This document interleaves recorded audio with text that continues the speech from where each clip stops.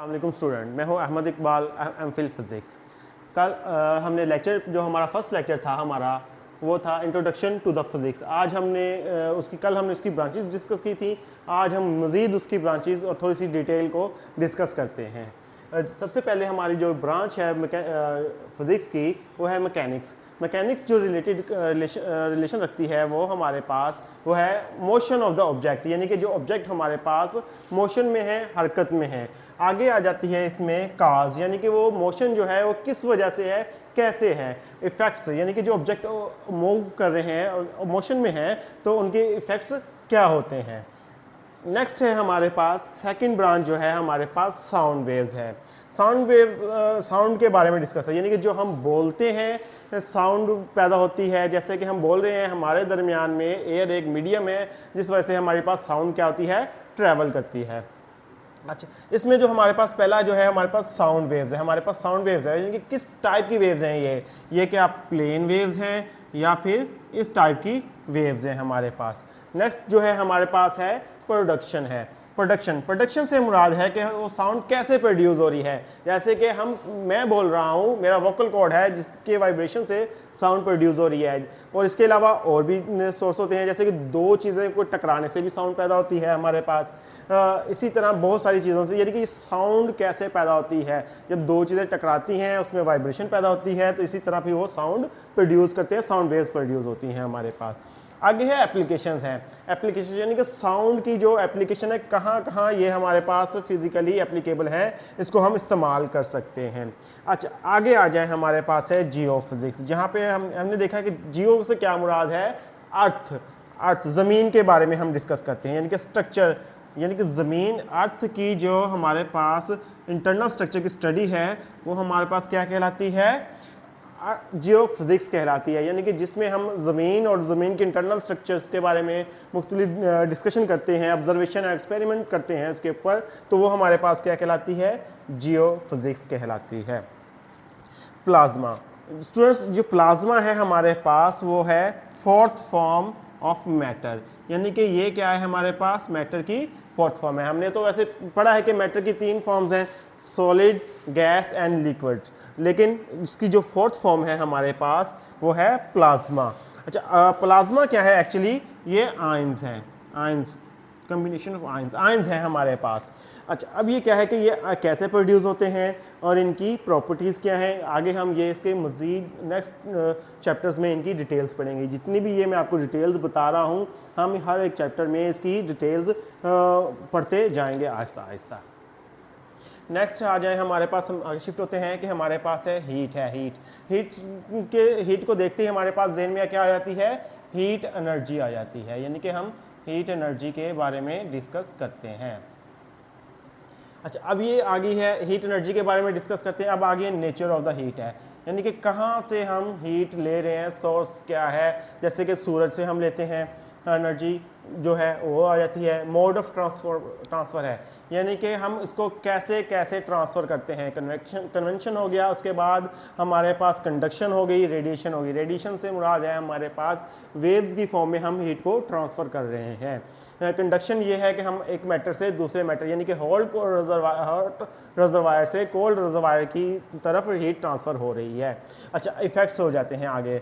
Effects कैसे हैं कि अगर जब हॉट रिजर्वायर से कोल्ड रिजर्वायर की तरफ जब हीट जा रही है तो इसके असरात क्या आ रहे हैं, हम इसको कैसे यूटिलाइज कर रहे हैं, अपनी टेक्नोलॉजी में इसको कैसे इस्तेमाल कर रहे हैं।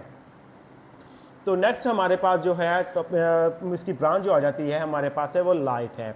लाइट के सबसे पहले हम इसके फिजिकल एस्पेक्ट्स के बारे में देखते हैं कि हमारे पास फिजिकल एस्पेक्ट्स क्या है, इसके लाइट किस फॉर्म में आ रही है, हमारे पास कैसे आ रही है। यानी कि रेडिएशन की फॉर्म में होती है हमारे पास, एक्चुअली तो वेव्स होती हैं हमारे पास। तो ये जैसे हम सूरज से लाइट लेते हैं, रोशनी सूरज से ले रहे हैं, हम इसको मुख्तलिफ रोशनी सोर्सेज से लाइट लेते हैं। अब आगे आ जाते हैं, हम लाइट की प्रॉपर्टीज़ के बारे में डिस्कस करते हैं।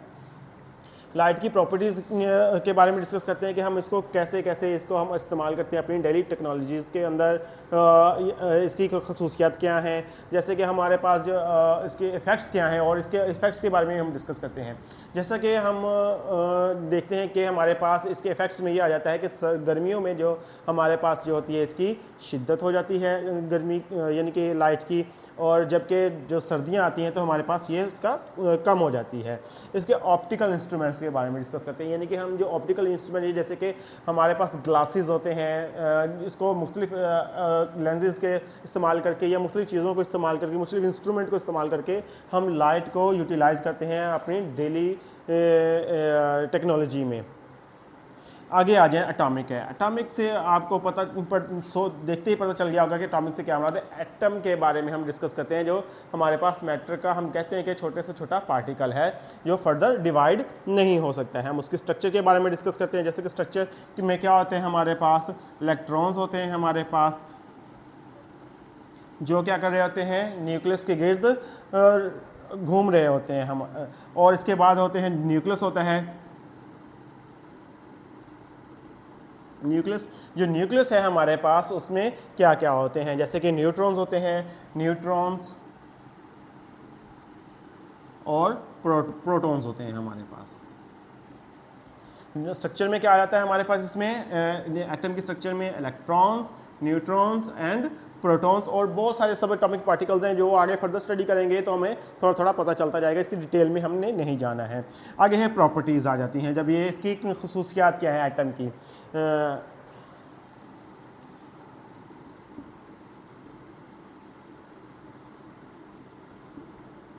एटॉमिक फिजिक्स, यानी कि इसकी खुसूसियात क्या हैं हमारे पास, हम इसको कैसे, इसकी मूवमेंट को, मोशन को कैसे इस्तेमाल करते हैं। आगे आ जाते हैं हमारे पास है, आगे हम चलते हैं, इसकी फर्दर जो बढ़ते हैं आगे न्यूक्लियर फिजिक्स पे ऊपर आ जाते हैं। न्यूक्लियर फिजिक्स कहाँ से, न्यूक्लियाई के, हम न्यूक्लियर फिजिक्स में न्यूक्लियाई को डिस्कस करते हैं। न्यूक्लियाई से मुराद है यानी कि एटम के न्यूक्लियस को हम डिस्कस करते हैं। एटम के न्यूक्लियस में क्या होता है, हमारे पास प्रोटॉन्स और न्यूट्रॉन्स होते हैं, उनका बिहेवियर होता है, उन पार्टिकल और आगे सब एटॉमिक पार्टिकल्स भी उसमें मौजूद हो जाते हैं, जैसे कि क्वार्क्स हो गए, एड्रॉन्स हो गए, ये चीज़ें हम इसके बारे में डिस्कस करते हैं। ये हमारे पार्टिकल्स के बारे में आ जाते हैं, जैसे कि पार्टिकल्स के आगे हैं न्यूट्रॉन्स आगे हैं और प्रोटॉन्स आगे हैं। तो आगे हम बढ़ते हैं, हमारा जो लास्ट ब्रांच है इसकी, तो वो आ जाती है हमारे पास electricity and magnetism. Actually electricity जो है हमारे पास रिलेटेड करती है किससे, चार्ज से रिलेशन रखती है, यानी कि चार्ज है। जब चार्ज हम देखते हैं कि चार्ज अगर रेस्ट में है तो कोई इलेक्ट्रिसिटी नहीं है, कोई हमारे पास करंट नहीं है। अगर यही चार्ज जो है हमारे पास मोशन में है तो ये शो कर रहा है कि हमारे पास चार्ज की मोशन में आने की वजह से हमारे पास करंट मौजूद है। और ये क्यों है, ये आगे हम नेक्स्ट चैप्टर्स में इसको डिस्कस करेंगे। आगे जो है, अगर ये मोशन में है तो इसका, जब ये चार्ज है, किसी भी चीज़ के अंदर करंट है तो हमारे पास क्या पैदा हो रही है, मैग्नेटिज्म पैदा हो रही है, मैग्नेटिक फील्ड उसके इर्द गिर्द पैदा हो रही है। यानी कि अगर एक वायर के अंदर है तो क्या आ रही है हमारे पास, उसकी वायर के अंदर मैग्नेटिक फील्ड पैदा हो रही है। ये इसका रिलेशन है जो आपस में, वो क्या है। ये था हमारा लास्ट इसका टॉपिक था हमारे पास। आई होप स्टूडेंट्स आपको आज के टॉपिक की समझ आई होगी, तो आप मज़ीद कल पढ़ेंगे। स्टूडेंट्स, अगर आपके पास कोई सवाल है, कोई क्वेश्चंस हैं, आप मज़ीद पूछना चाहते हैं तो आप अपने क्वेश्चंस को कमेंट्स कर सकते हैं, आपको आंसर मिल जाए।